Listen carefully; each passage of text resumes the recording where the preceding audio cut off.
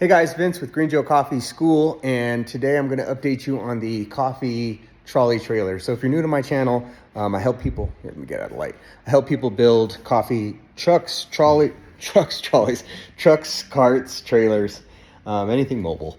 And I've been contracted to build out a coffee trailer for a school that resembles a coffee trolley. And so I've been doing these updates on these videos to kind of, to show people the build out process. Well, anyway, so we finished the walls. We've now moved on to the ceilings, and the ceilings have given us a ride for our money there, so to speak. So here you can see we're using tongue and groove pine. So beautiful look on it. We stained the tongue and groove, and we're not quite done. You can see we got a few more pieces to go in here, but we just really ran into some struggles with this tongue and groove. And the problem was, let me tell you the first problem. So the first problem is that when you're picking these things, one, I didn't pick my own lumber, and that's mistake number one, right? Pick your own lumber. So I ordered the lumber online, had them drop it off at the store, went to the store, grabbed the lumber, went through it, and gave it a visual before we loaded everything. We put like maybe half of them back and grabbed the other half. Then when we came to the shop, what we found was a lot of these guys have these some of these have these twists. You see that twist in there? Sorry. See that twist in there? I mean, that thing is just, look at that. Look at that twist. Once you go to try to install that, you can't untwist it, because you're up there trying to turn it and screw it in, and it just doesn't work. So if there's a little bit of a bow, that's fine. Preferably a little bit of bow in the middle. But otherwise than that, we had to keep going back and trying to find straight pieces. And the issue is that Home Depot accepts all these returns.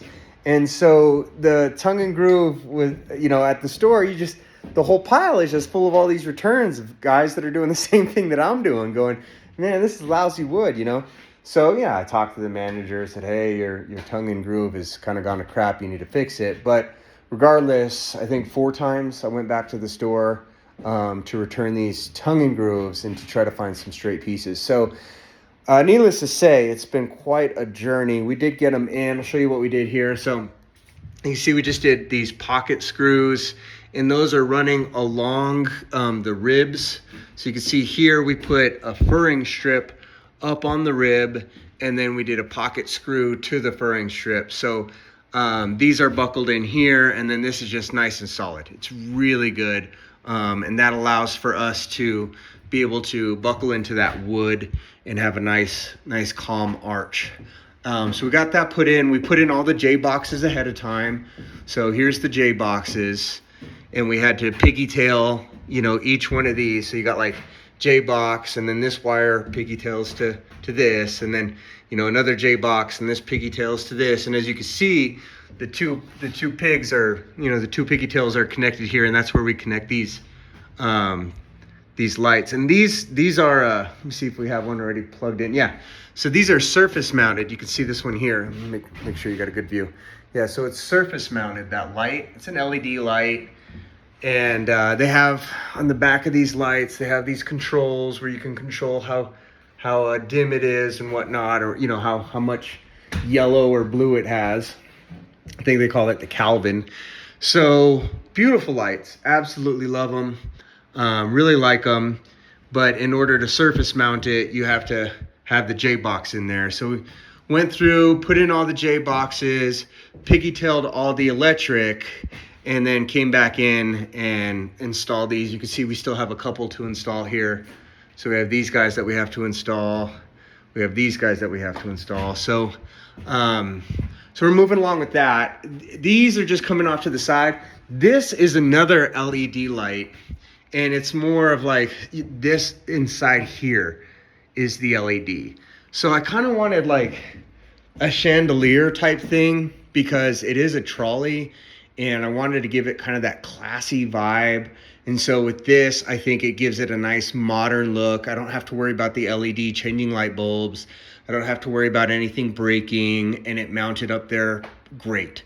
So that's what we have for kind of the chandelier. And the goal is that when you're coming in, you know, from the outside and you're stepping into this thing, that I'm hoping that will draw the eye, that will look towards that chandelier, because this whole thing lights up in here. All of this stuff in here lights up in there. So that's the lighting. We put in the lighting with the Romex, but the rest of the electricity is going to be the electricians. So that's the only thing that we did ahead of time, and that's because I wanted the wires to be tucked away inside this wood. I didn't want to run conduit on the surface. The rest of the trailer will actually have surface mounted electricity. So we'll run conduit on the rest of the trailer. We have like that square looking stuff, the line hide, and you see it in a lot of offices. And so we'll run that along the top here. And again, that's not the greatest look, but on that one, I'm trading in that look for functionality, because if you guys ever run into electrical issues, I don't want them having to peel off these windows to try to peel off this sheet metal to get to their electricity. It's just going to be a nightmare. Getting these windows in took us weeks.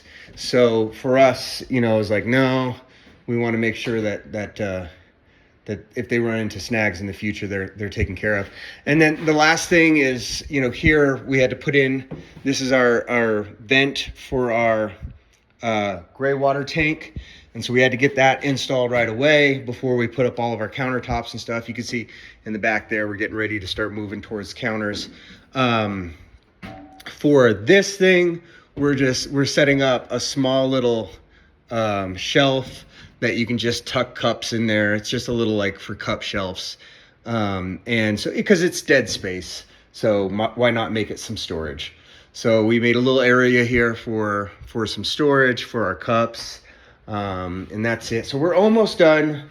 We'll have this done come Monday with the final product for the ceiling. But yeah, it's going good. Lots of good progress on this one. Just to kind of wrap it up, we got the ceiling, electricity's next week, and we're building these roof extensions that go onto the roof. So we'll get those put up. We'll start working on those next week and finish that up. The problem, of course, is if I put them up now, I won't be able to make it through my garage. So we have to build them, take it down, move it out, and then when we're ready to finally pull the trailer out, we'll install them outside. So that's left. Then after that, it's flooring. So we got the flooring that we're gonna put in, cabinetry, then plumbing, and then we're pretty much done. So we're starting to see the light here on this one. So it's pretty exciting. So anyways, kind of a longer update, but still I want to show you guys these roofs because they just came out great. Oh, just while I got you on the horn, I just want to show you what we used for the So we just used this stuff, this satin and sealant. It's a waterproof protection, and we use that on the ceiling, 2 coats, and it takes 48 hours for the coats to dry. So, and you have to keep the temperature at above 50. So we leave it here at 55 at night just to make sure that everything cures. So that's another thing that to be mindful of if you're going to be adding this in. It just prolongs the process because you have to wait for everything to dry before you can tack things up. Otherwise you'll have like fingerprints inside your stain. Okay, cool, awesome. Well, thanks for tuning in, guys. It's Vince, Green Joe Coffee School. I'm out.